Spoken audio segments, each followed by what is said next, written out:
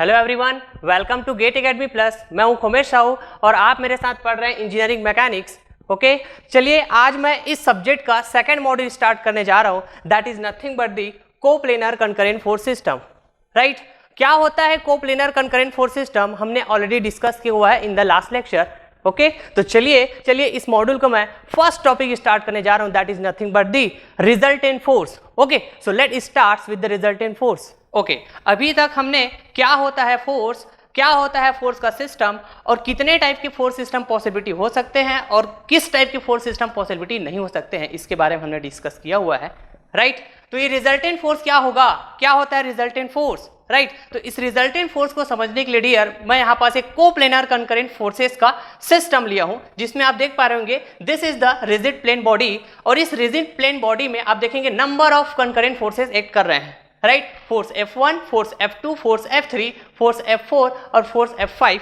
Okay, जिनके line of action एक single point से मीट करता हुआ दिखाई दे रहा होगा, that is nothing but the coplanar concurrent force system. Right, जैसा कि आपको पता है डियर कि जो फोर्स होता है एक ऐसा एक्सटर्नल एजेंसी होता है जो किसी भी बॉडी में इफेक्ट ला सकता है, ऐसा एक्सटर्नल एजेंसी होता है फोर्स। करेक्ट बात है। यहां पास आप देखेंगे नंबर ऑफ कंकरेंट फोर्सेस का एक सिस्टम है। राइट, तो यहां पास यदि मैं at the same time in सभी फोर्सेस का इस बॉडी में क्या इफेक्ट है ना आ रहा होगा, यदि मैं ये जानने की कोशिश करूं तो थोड़ा सा यहाँ पे इस तरह से देख के बता पाना पॉसिबल नहीं होगा। करेक्ट बात है। मैं ऐसा इसलिए बोल रहा हूं डियर, तो देखेंगे यहाँ पास समझिएगा, फिर से मैं एक रिजिड प्लेन बॉडी लिया, suppose this is a rigid plane body. इस रिजिड प्लेन बॉडी में मैंने एक फोर्स अप्लाई किया like this is the force F। Okay, जिनका लाइन ऑफ एक्शन कुछ इस तरह से ऐसा जा रहा है। करेक्ट बात है। तो जब सिंगल फोर्स लग रहे होते हैं किसी भी बॉडी में तो मैं बहुत ही आसानी से बता पाऊंगा कि इस फोर्स के कारण यदि इस बॉडी में कुछ इफेक्ट आ रहा होगा तो उसी डायरेक्शन में देखने को मिलेगा जिस डायरेक्शन में इस बॉडी में फोर्स ऐड कर रहे होंगे। करेक्ट बात है। लेकिन डियर यहाँ पे आप देखेंगे नंबर ऑफ कंकरेंट फोर्सेस है, राइट, जो इस बॉडी में ऐड कर रहे हैं और सभी का डायरेक्शन आप देखेंगे अलग अलग है। राइट, ये जो फोर्स F1 है ये फोर्स का जब डायरेक्शन देखेंगे तो कुछ इस तरह से दिख रहा है। तो ये बॉडी को कुछ इस डायरेक्शन में इफेक्ट लाने की कोशिश करेगा जिस डायरेक्शन में वो फोर्स F1 लग रहा है। सिमिलरली फोर्स F2 को देखोगे तो यहाँ पास आप देखेंगे जस्ट इस बॉडी को पुश करने का कोशिश कर रहा है। यहाँ पास आप F1 को देखेंगे तो पुल करने का कोशिश कर रहा है इस बॉडी को, F2 जो है पुश करने का कोशिश कर रहा है, सिमिलरली F3 पुल करने का कोशिश कर रहा है, सिमिलरली फोर्स F5 की आप बात करेंगे तो इस बॉडी को अगेन पुश करने का कोशिश कर रहा है। तो एट द सेम टाइम मैं बात करूं कि इस बॉडी में इन सभी फोर्सेस का क्या इफेक्ट होगा। राइट, तो ऐसे बता पाना थोड़ा सा पॉसिबल नहीं होगा। तो यहाँ पास हम क्या करें फिर इस कंडीशन में। ओके, तो यहाँ पास जब नंबर ऑफ फोर्सेस ऐड करेंगे किसी बॉडी में तो उन फोर्सेस का इफेक्ट यदि आपको जानना है तो उसके लिए आपको नेट इफेक्ट पता होना चाहिए उस बॉडी में जितने भी फोर्स लग रहे हैं उसका नेट इफेक्ट क्या होगा, ये है ना। यदि आपको इस बात की इंफॉर्मेशन है तो बिल्कुल बता पाएंगे कि उन सभी फोर्सेस का इस बॉडी में क्या इफेक्ट आ रहा होगा। या फिर मैं कुछ ऐसा करूं कि इन सभी फोर्सेस को एक सिंगल फोर्स में रिप्रेजेंट कर पाऊं। राइट, सो दैट मैं बहुत ही आसानी से बता पाऊं कि उस सिंगल फोर्स के कारण उस बॉडी में क्या इफेक्ट आ रहा होगा। And that single force is nothing but the resultant force. That single force is nothing but the resultant force, और resultant force का जो भी इफेक्ट होगा इस बॉडी में उतना ही होगा जितना कि ये सारे के सारे फोर्सेस मिलके इस बॉडी में इफेक्ट ला रहे होंगे। ऑब्वियस है, क्योंकि हमने इन सभी फोर्सेस को एक सिंगल फोर्स में जब रिप्लेस करे जाएंगे तो उसका इफेक्ट तो उतना ही होना चाहिए ना। तभी तो हम इस बॉडी का जो भी इफेक्ट होगा वो बता पाएंगे। राइट, इस रिजल्टेंट फोर्स के कारण। करेक्ट बात है। तो मैं यदि रिजल्टेंट फोर्स को डिफाइन करने जाऊंगा डियर तो कैसे डिफाइन कर पाऊंगा। Resultant force it is nothing but the single force of having same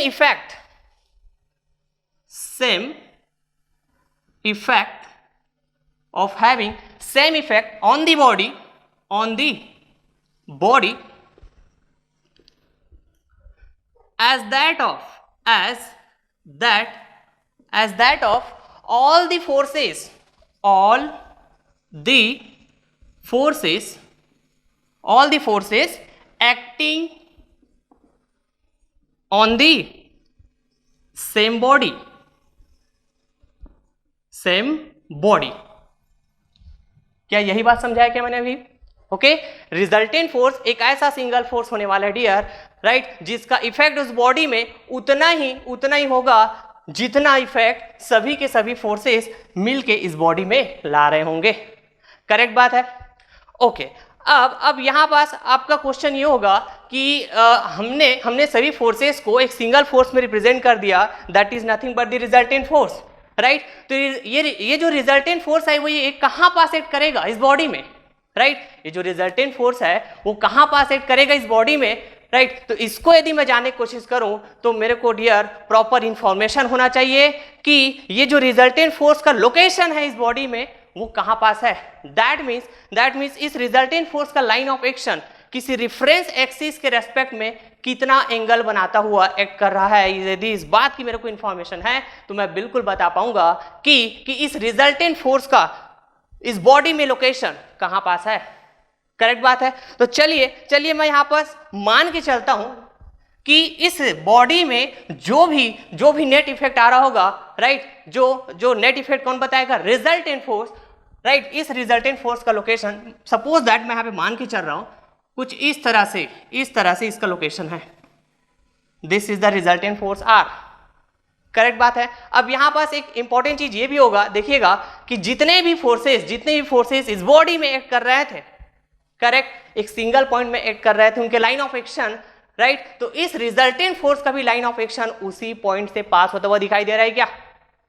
और ऑब्वियस है डियर, इस रिजल्टेंट फोर्स की लाइन ऑफ एक्शन को उसी सिंगल पॉइंट से पास होता हुआ, है ना, दिखाई देना चाहिए, बिकॉज हमारा जो चैप्टर है वो क्या है? That is nothing but the coplanar concurrent force system. Correct बात है?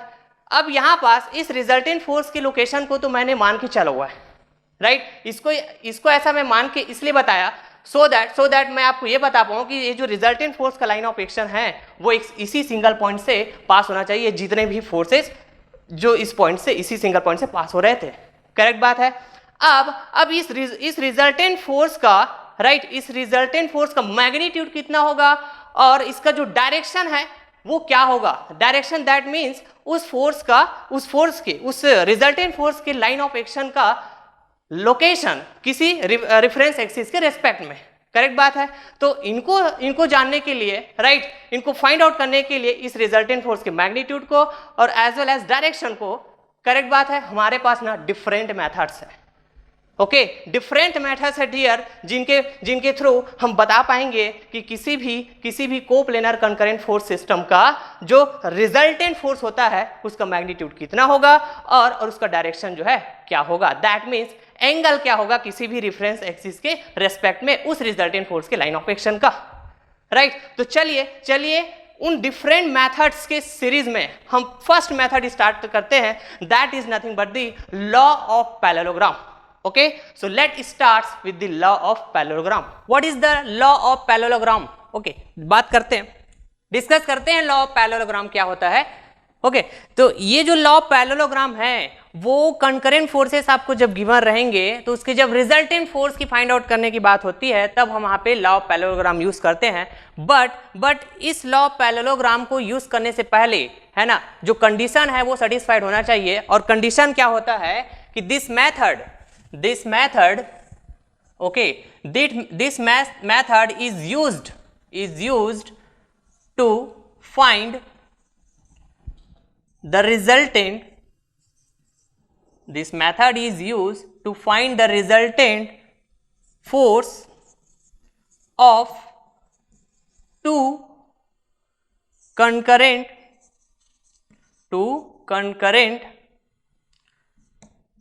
force only.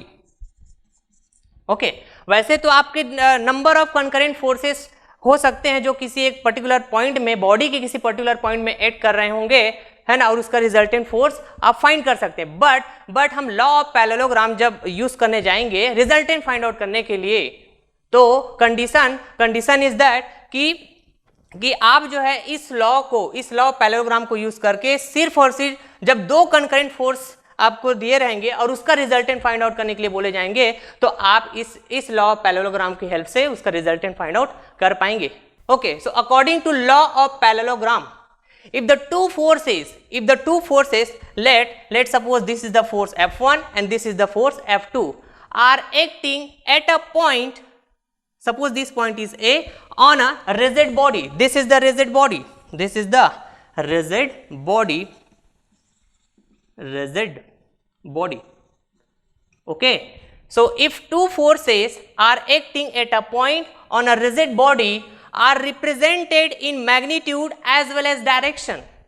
Okay, magnitude as well as direction by the adjacent side of the parallelogram. यदि मैं इसका adjacent side बनाऊंगा तो कुछ इस तरह से होगा, by the adjacent side of the parallelogram, और इसका यदि मैं adjacent side बनाऊंगा तो कुछ इस तरह से होगा.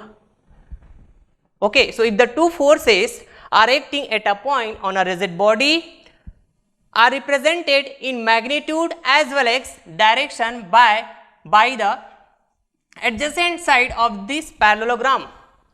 Okay, then their resultant is represented in magnitude as well as direction by the diagonal of this parallelogram. This is the diagonal, and this diagonal represents the resultant of these two forces. This is the resultant force.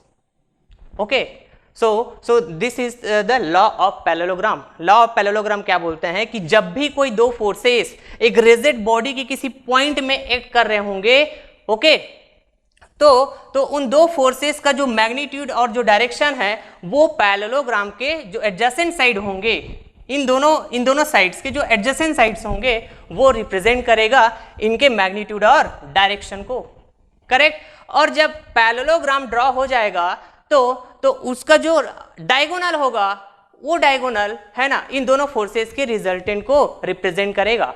और always remember कि जो parallelogram होते हैं उसमें है ना दो diagonal आप ड्रॉ कर सकते हो, लेकिन कौन से डायगोनल जो है इन दोनों फोर्सेस की रिजल्टेंट को बताएगा। ओके, तो ये जो डायगोनल है वो कहां से पास होना चाहिए, इस पॉइंट से पास होना चाहिए जिस पॉइंट पे ये दोनों फोर्सेस एक्ट कर रहे हो, और साथ ही साथ उस पॉइंट से पास भी होना चाहिए जिस पॉइंट पे दोनों एडजेसेंट साइड आपस में मीट कर रहे हो। सो this is the law of parallelogram. Okay, तो जब आप इस लॉ ऑफ पैरेललोग्राम यूज करके दो फोर्सेस का रिजल्टेंट फाइंड आउट करने जाएंगे तो आपके पास दो अप्रोच होंगे। कितने अप्रोच होंगे?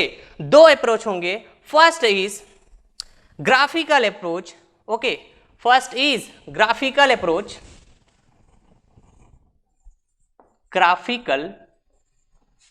Graphical approach, and second is analytical approach, analytical, or you can say trigonometric approach, trigonometric approach। Okay, तो इन दोनों अप्रोच को लगा के आप इस लॉ ऑफ पैरेललोग्राम यूज करके है ना किन्हीं भी दो फोर्सेस जो कंकरेंट फोर्सेस होंगे जो किसी बॉडी के पॉइंट पे कर रहे होंगे उसका रिजल्टेंट फाइंड आउट कर पाएंगे, राइट। तो let start the graphical approach, right. Graphical approach को मैं पहले स्टार्ट करता हूं। Okay, graphical approach, graphical approach. Okay, तो ग्राफिकल अप्रोच है ना, इसके नेम से ही समझ में आ रहा है कि हमें ग्राफ ड्रॉ करना पड़ेगा। ओके, कैसे? तो सपोज आपको फोर्स गिवन है क्वेश्चन में, है ना। सपोज क्वेश्चन में आपको गिवन है force F1 equal to 40 newton, right. Force F2 equal to 60 newton. Okay, मैं एग्जाम्पल के साथ इस ग्राफिकल अप्रोच को आपको समझाने जा रहा हूं ताकि आपको चीजें बहुत अच्छे से समझ आ पाए, राइट। दो फोर्सेस दिए हुए रहेंगे आपको, this is the concurrent forces, correct. And आपको एंगल दिए होंगे, angle between F1 and F2, that is the theta, and this theta let's suppose 30 degree, right. तो ग्राफिकल अप्रोच से मैं चाहता हूं कि इन दोनों फोर्सेस का रिजल्टेंट फाइंड करूं, तो आपको पता होना चाहिए, और इस बात के लिए हम ऑलरेडी डिस्कस कर चुके हैं कि जो फोर्स होता है एक वेक्टर फिजिकल क्वांटिटी होता है, तो रिजल्टेंट फोर्स भी एक वेक्टर फिजिकल क्वांटिटी होगा, ओके। और इसके मैग्नीट्यूड भी होंगे और डायरेक्शन भी होंगे। सो यदि मैं रिजल्टेंट फाइंड आउट करने जाऊंगा तो मैं दो चीज फाइंड आउट करूंगा, क्या क्या? मैग्नीट्यूड फाइंड करूंगा, magnitude first, and second direction. That means angle find out करूंगा, angle suppose that angle is alpha, जो किसी एक रिफरेंस एक्सिस से, जिसको आप रिफरेंस एक्सिस मान के चलोगे, उसके साथ ये बना रहा होगा, रिजल्टेंट एंगल बनाएगा, suppose that angle is alpha. तो चलिए आपका जो पहला अप्रोच होगा, ओके, जो पहला स्टेप होगा, सॉरी, इस ग्राफिकल अप्रोच का जो पहला स्टेप होगा आपका क्या होगा कि आप जो है ना सबसे पहले एक ओरिजिन पॉइंट सेलेक्ट करेंगे।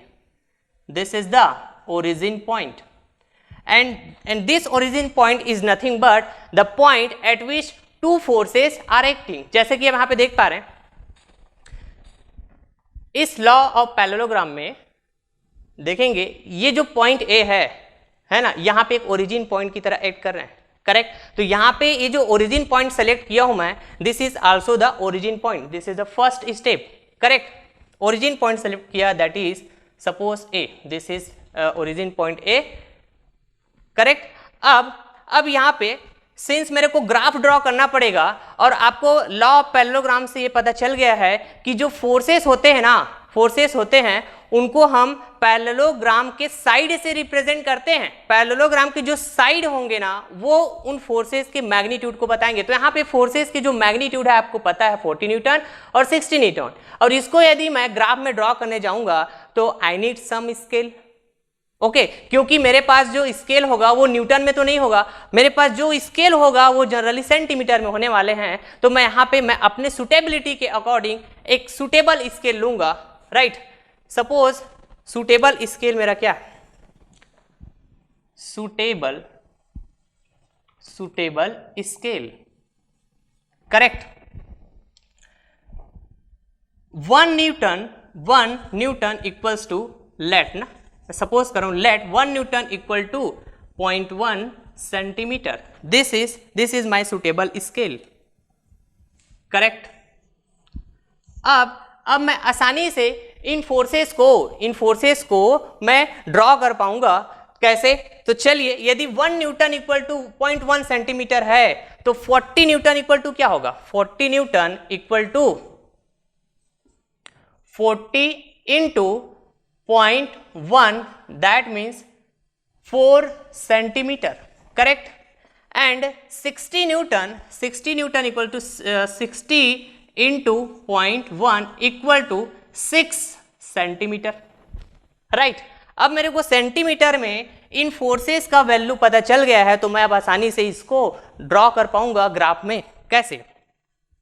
सबसे पहले तो मैं कोई भी एक फोर्स लेता हूं, सपोज F1 फोर्स को लिया और 4 सेंटीमीटर का एक साइड बनाया जो पैरेललोग्राम के साइड होंगे with the help of scale.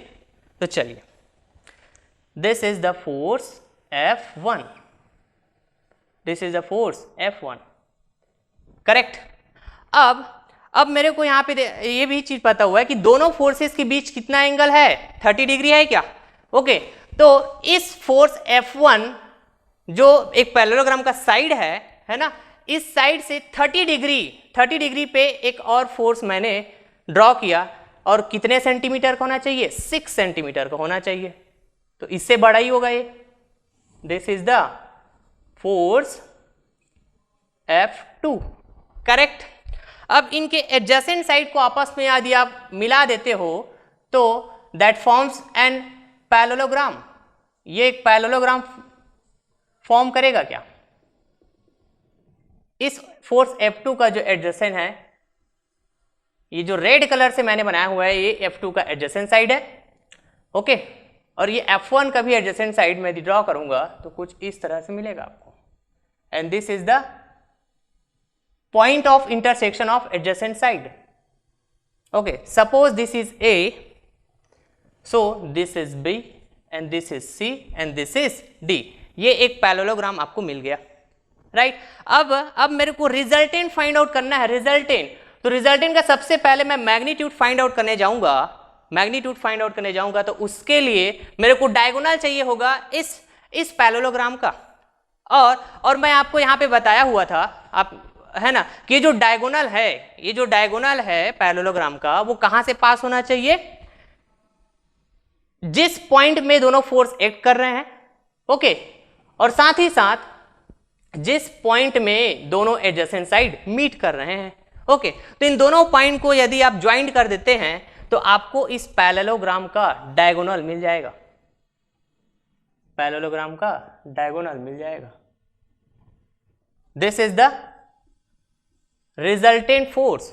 Okay, तो इस रिजल्टेंट फोर्स का यदि मैं मैग्नीट्यूड बताना चाहूं, रिजल्टेंट फोर्स का यदि मैग्नीट्यूड बताना चाहूं तो R इक्वल टू क्या बता पाऊंगा?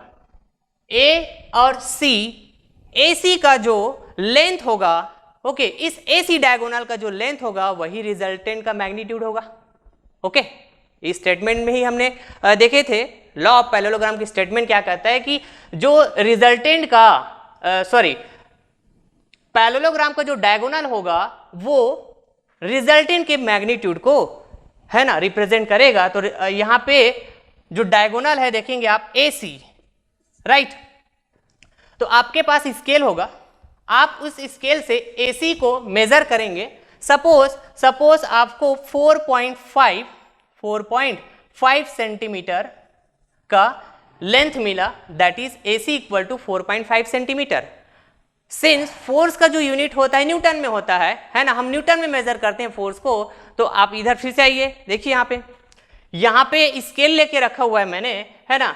इस स्केल में न्यूटन को पहले सेंटीमीटर में चेंज करके मैंने पैरेललोग्राम ड्रॉ किया. अब मेरे को रिजल्टेंट जो है सेंटीमीटर में मिल चुका है. अब उसको मैं फिर से क्या कर सकता हूँ, इसी स्केल की हेल्प से मैं न्यूटन में कन्वर्ट कर सकता हूँ. So this will be the R equal to 4.5 and 1 centimetre. यदि मैं 1 सेंटीमीटर यहां से लूं तो 1 सेंटीमीटर इक्वल टू 1/0.1 न्यूटन.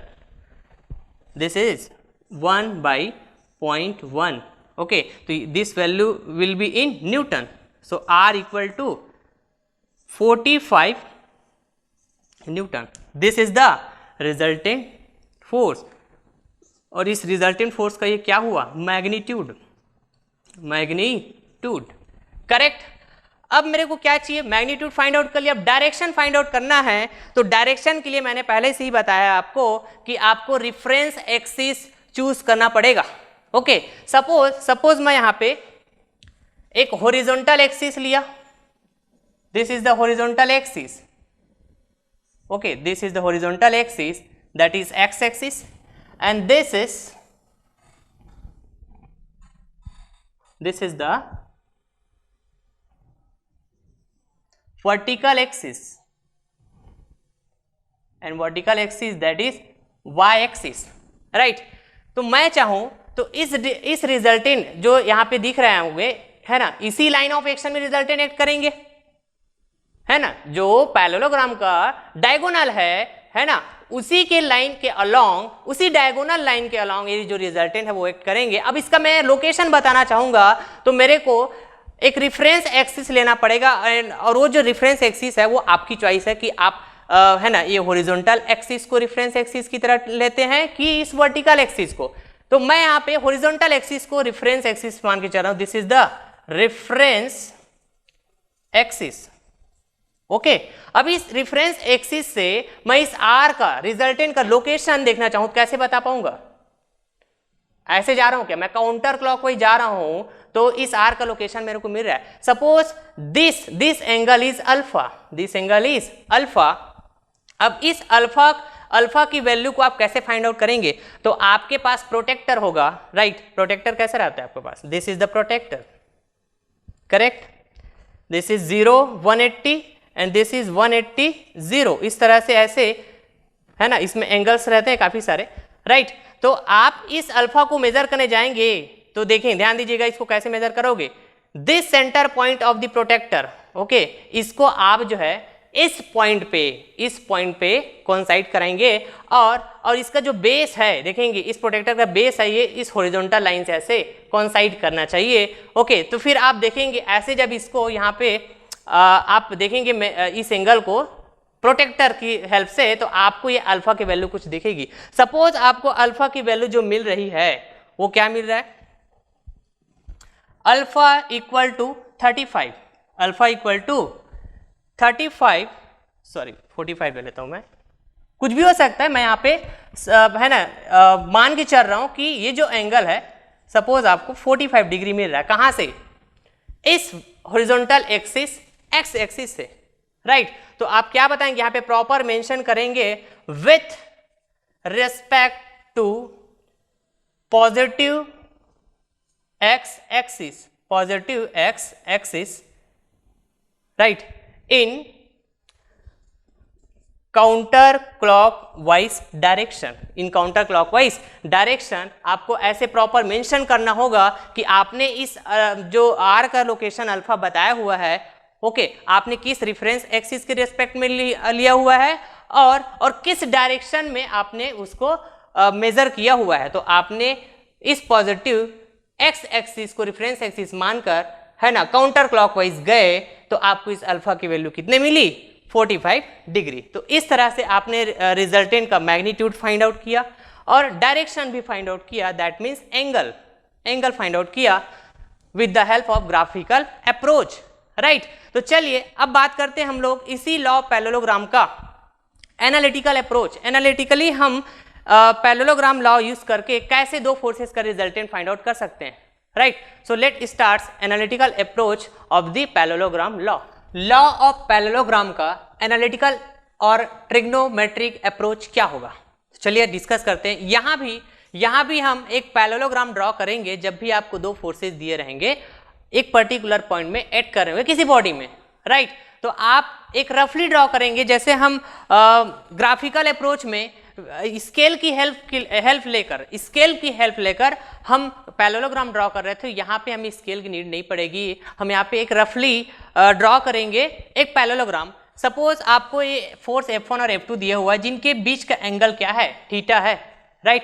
तो इनके एडजेसेंट साइड को जब आप ऐसे ड्रॉ करेंगे तो कुछ इस तरह से दिखेगा, करेक्ट। सो इस तरह से आपको एक पैरेललोग्राम ड्रॉ हो चुका है। This is ABCD is a parallelogram, okay. और जब पैरेललोग्राम ड्रॉ हो जाता है तो ये जो डायगोनल होता है पॉइंट A से C, जो पॉइंट A और C को ज्वाइंट करने से जो डायगोनल मिलता है ना, that represents the resultant of two forces, okay. So this is the diagonal, मैं डायगोनल ड्रॉ करने जा रहा हूं, this is the diagonal of this parallelogram, that is AC, correct, and this AC represents the resultant of these two forces F1 and F2, correct।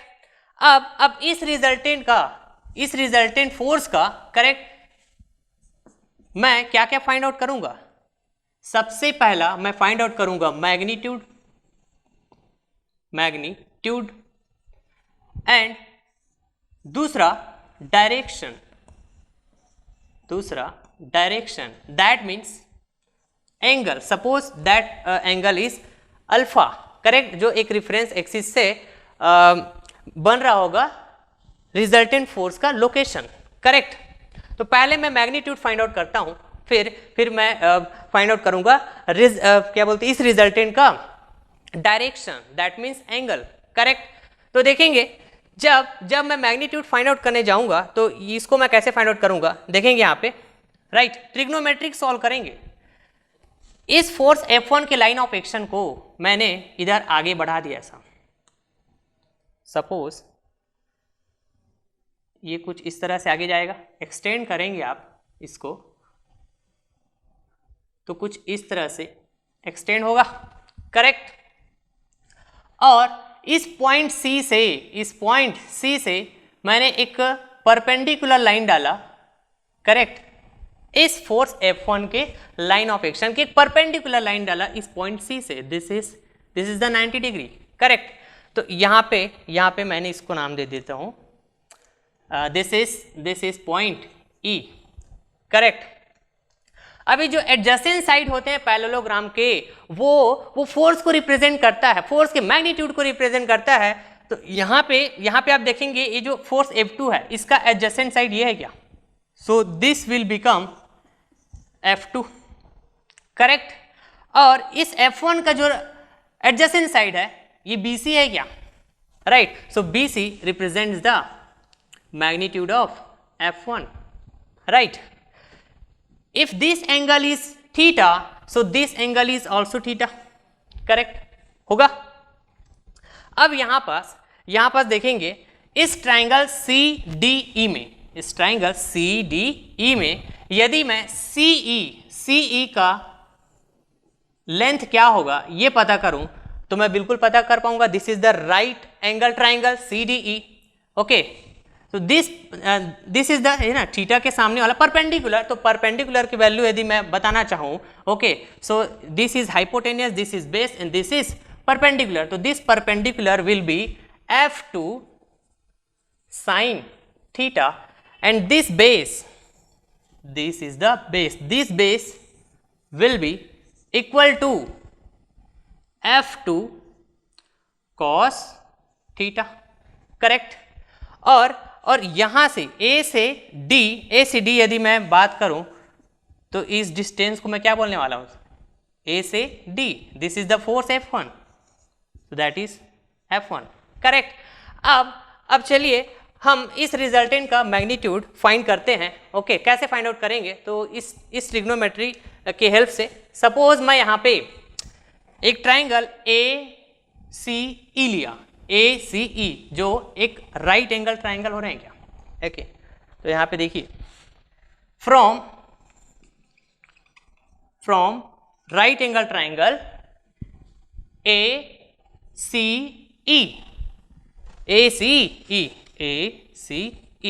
यहां से आप देखेंगे Pythagoras theorem लगाऊंगा, सो हाइपोटेनियस दैट इज R का square, perpendicular that is F2 sin theta का whole square, and base का square, तो base आपका क्या, A से लेके E, करेक्ट। यदि मैं यहाँ पे इसको बताना चाहूँ, so this is AC square equal to CE का स्क्वायर प्लस AE का square, right. AC equal to आप देखेंगे AC इक्वल टू R है, okay. Similarly CE F2 sin theta and AE that is F1 plus F2 cos theta, correct। so CE, this is R square, CE equal to F2 sin theta का whole square plus AE that is F1 plus F2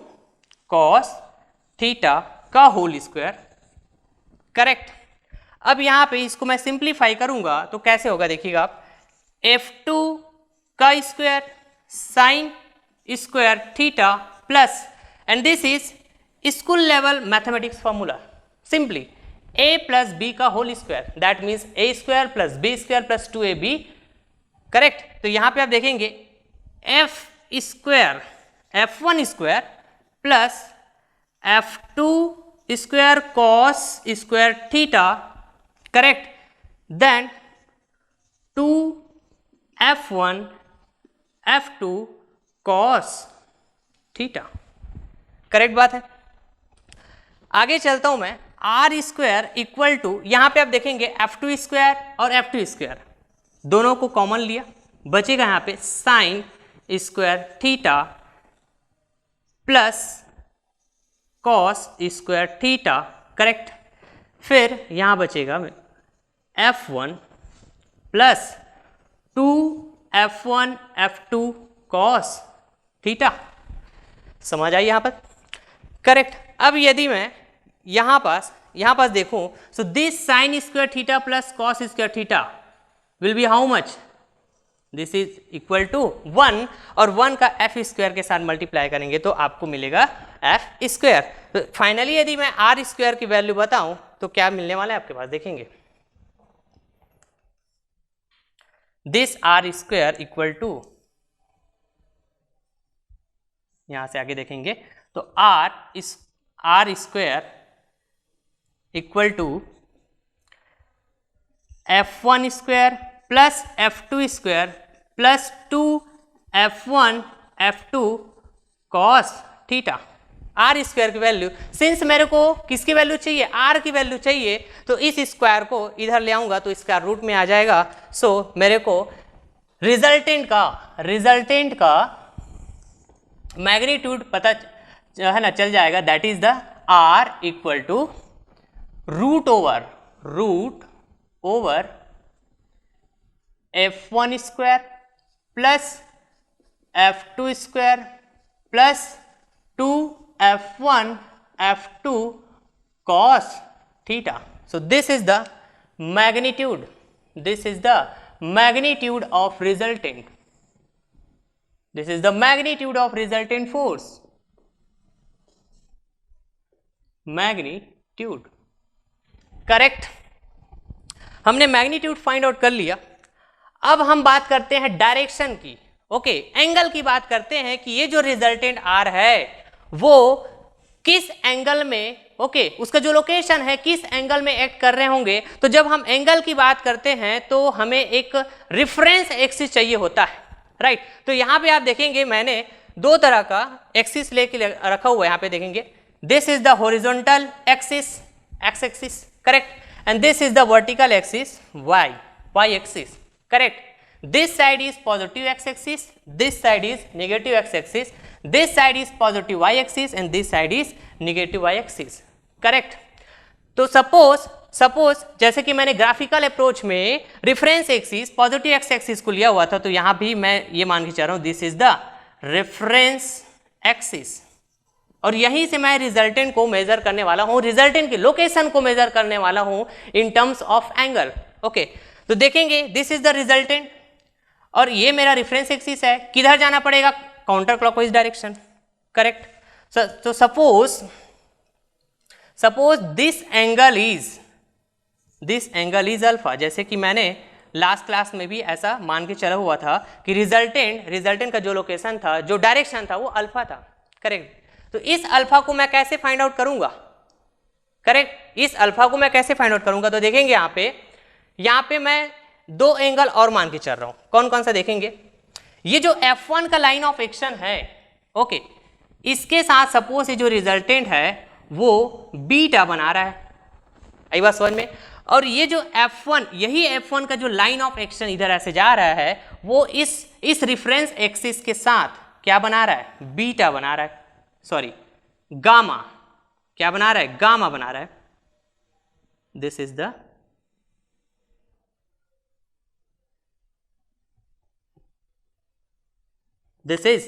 the gamma, correct. तो जब मेरे को beta की value पता चल जाएगी और गामा की वैल्यू पता चल जाएगी तो दोनों एंगल को यदि मैं जोड़ दूंगा, यदि मैं दोनों एंगल को ऐड कर दूंगा तो मेरे को अल्फा की वैल्यू मिल जाएगा क्या। सो अल्फा चाहिए होगा तो इसके लिए आपको क्या क्या चाहिए, बीटा भी चाहिए और गामा भी चाहिए। तो सबसे पहले बीटा फाइंड आउट करते हैं। बीटा कैसे फाइंड आउट कर, है ना, कैसे कर पाएंगे। तो देखेंगे यहाँ पे मैं फिर से एक ट्राइंगल ले रहा हूं ACE, जो एंगल मैं पहले लिया हुआ था, again triangle ACE,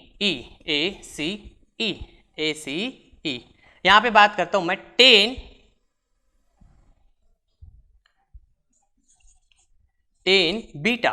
beta equal to, यहां पे देखेंगे टेन बीटा ACE में टेन बीटा इक्वल टू, यदि मैं बात करूं तो tan beta equals to perpendicular and base, तो परपेंडिकुलर यहां पे देखेंगे तो that is F2 sine theta divided by F1 plus F2 cos theta.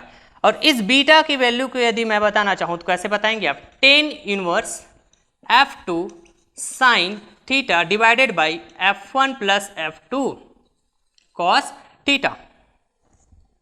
This is the value of angle beta. So यदि आप अल्फा की वैल्यू दिखाना चाहेंगे कैसे दिखा पाएंगे, आपको ये गामा की वैल्यू पता रहेगा। ओके, जब हम क्वेश्चन करेंगे तो वहां से आपको है ना ये जो एंगल है वो वहां पे दिखने लगेंगे। करेक्ट, यहाँ पे जैसे मैंने सपोज किया हुआ है this angle is gamma. Okay, तो जब आप क्वेश्चन करेंगे तो ट्रिग्नोमेट्रिक आप जो है बाय द ट्रिग्नोमेट्री आप बीटा की वैल्यू और गामा की वैल्यू जो इस तरह से ऐसा फाइंड आउट कर सकते हैं। ओके, आप कंसेप्ट को समझिए कि आप इस रिजल्टेंट का लोकेशन कैसे फाइंड आउट करेंगे।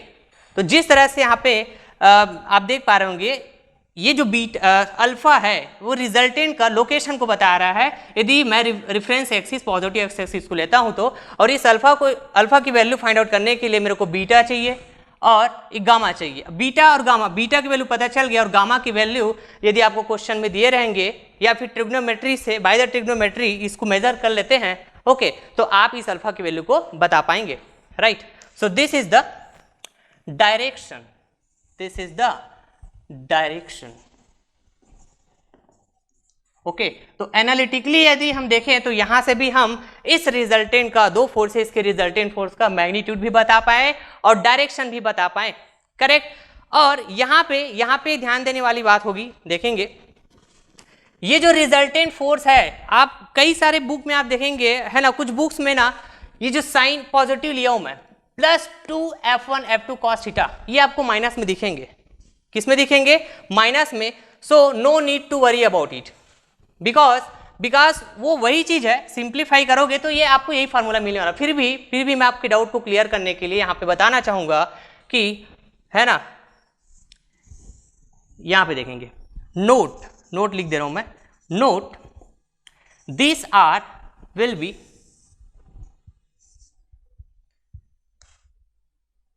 f1 square plus f2 square minus 2f1 f2 cos, जब भी माइनस होगा तो ये थीटा नहीं होगा। क्या नहीं होगा? थीटा नहीं होगा, ये कुछ और एंगल होगा। Suppose this angle is phi, और ये फाई कौन सी एंगल की बात करते हैं आप देखेंगे यहाँ पे, ध्यान से देखिएगा।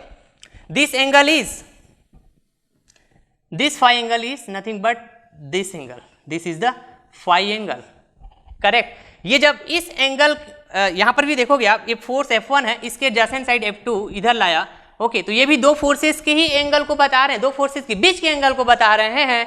But this angle and this angle दोनों जो है डिफरेंस है ना, दोनों डिफरेंट एंगल्स होंगे आपके। यदि मैं यहाँ पे फाई को थीटा के टर्म्स में लिखना चाहूं तो आप देखेंगे है ना, ये वाले एक्सिस जहां पे ये F1 का लाइन ऑफ एक्शन है और ये जो F2 का लाइन ऑफ एक्शन, यहाँ पे आप देखेंगे this force is this angle is theta. Okay, और इस फाई एंगल को यदि मैं बताना चाहूं so this phi is nothing but 180 degree minus theta, 180 degree minus theta. तो इस फाई की वैल्यू को आप यदि पुट करते हैं राइट, कॉस 180 माइनस थीटा, तो आपको क्या मिलने वाला है? Minus cos theta. ओके, इस cos 180 माइनस थीटा के इक्वल यदि आप देखोगे तो क्या मिलने वाले आपको? Minus cos theta. अब इस माइनस कॉस थीटा को यहाँ पे पुट करोगे तो माइनस और माइनस प्लस, और फिर से आपको क्या मिल जाएगा? यही वाला मिल जाएगा क्या? ओके, तो आपको कंफ्यूजन होने की नीड नहीं है। आप हमेशा इसी फोर्स को इसी एंगल को लीजिएगा, that is nothing but theta. Right, इस फाई वाले की तरफ मत जाइएगा। लेकिन यहाँ पे आपको पता रहना चाहिए कि कोई बुक में यदि माइनस आ जाते हैं ऐसा, तो वो कौन सी एंगल है? वो ये थीटा एंगल नहीं है, वो कौन सी एंगल है? ये फाई एंगल है, and that phi is nothing but 180 minus theta. Correct. अब यहाँ पे जो हम रिजल्टेंट फाइंड आउट किए हैं, रिजल्टेंट का मैग्नीट्यूड, इसके ना डिफरेंट केसेस हो सकते हैं। तो चलिए वन बाय वन डिस्कस करते हैं वो क्या क्या केसेस हैं। यदि मैं फर्स्ट केस की डिस्कस करूं, that is the case number 1। Okay, if the angle theta equal to 0 degree, if the angle theta equal to 0 degree and this theta is what, यहाँ पे आप देखेंगे इन दोनों फोर्सेस के बीच का एंगल है। करेक्ट, तो यहाँ पे आप देखेंगे जब मैं दोनों फोर्सेस के बीच के एंगल को 0 ले लूं, दैट मीन्स ये दोनों फोर्स ऐसे आपस में कॉन्साइड करेंगे क्या? This is the point A जिसपे ये दोनों फोर्स एड करें, this is force F1 and this is the force F2। इस तरह से देखेंगे जब ये थीटा के वैल्यू क्या हो जाए? 0 डिग्री हो जाए। राइट, तो रिजल्टेंट क्या होगा? Then resultant equal to root over, अब यहां पे देखेंगे F1 square plus F2 square, F1 square plus F2 square plus, right, cos theta की वैल्यू, यहां पे कॉस थीटा की वैल्यू यदि मैं पुट करूंगा that means 0 degree, so cos 0 degree equal to 1, cos 0 degree equal to 1, correct. तो cos 0 degree equal to 1 होगा, तो ये क्या रहेगा मेरा 2f1 f2 बचेगा क्या पे, सो this is the 2f1 f2, right. और यहाँ पे सिंपल फॉर्मूला आप यूज करेंगे a square plus b square plus 2ab, that is the a plus b का होल स्क्वायर, और स्क्वायर रूट आपस में कट जाएंगे तो आपके पास बचेगा a plus b, that means f1 plus f2, this is f1 plus f2, correct. So this is the first case for the resultant force, right? यदि मैं सेकेंड केस की बात करूं, second case that is if the theta is 90 degree, that means ये जो force है जो इस पॉइंट ए पे एक्ट कर रहे हैं दोनों फोर्सेस F1 और ये जो F2 है, इन दोनों के बीच का जो एंगल होने वाला है आपका क्या होने वाला है,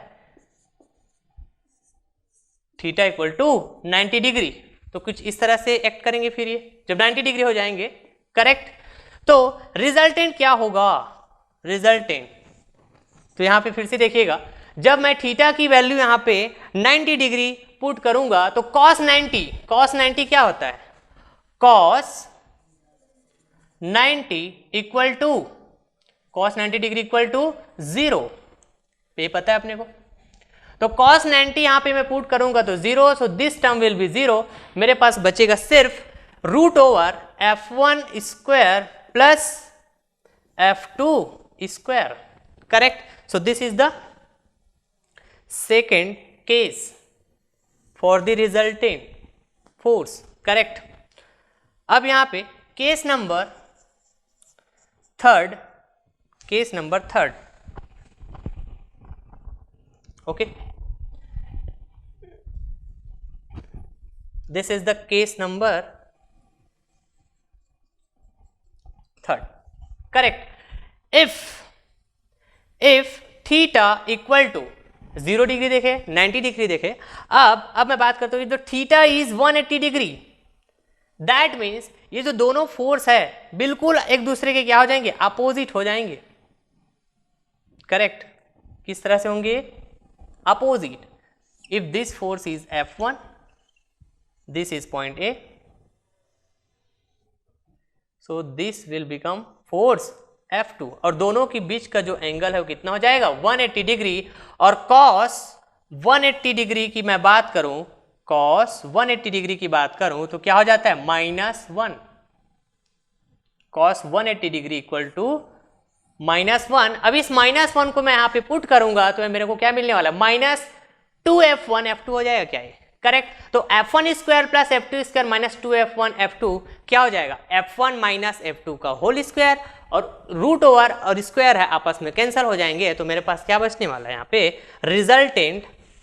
resultant equal to f1 minus f2। So this is the third case, correct.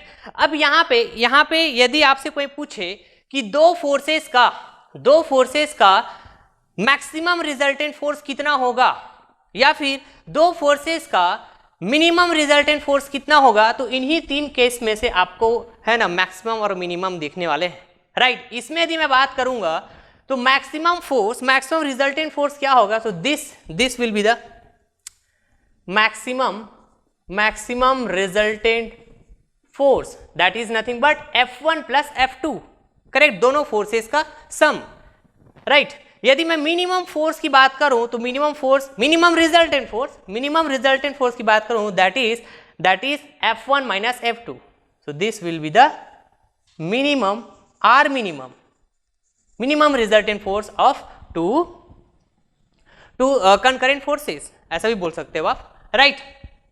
तो इस तरह से ये पूरे के पूरे है ना लॉ ऑफ पैरेललोग्राम हुए, है ना, जिसमें हमने अभी क्या बात किया, एनालिटिकल अप्रोच या फिर इसी को क्या बोलते हैं ट्रिग्नोमेट्रिक अप्रोच, और जिसका यूज हमने किस लिए किया, रिजल्टेंट, दो फोर्सेस का रिजल्टेंट फाइंड आउट करने के लिए। तो मैग्नीट्यूड भी फाइंड आउट किए, और मैग्नीट्यूड के लिए आपको एक ही फार्मूला ऐसे याद रखना है, राइट। ये फार्मूला क्या होगा, R equal to √f1 square plus f2 square plus 2f1 f2 cos theta, right.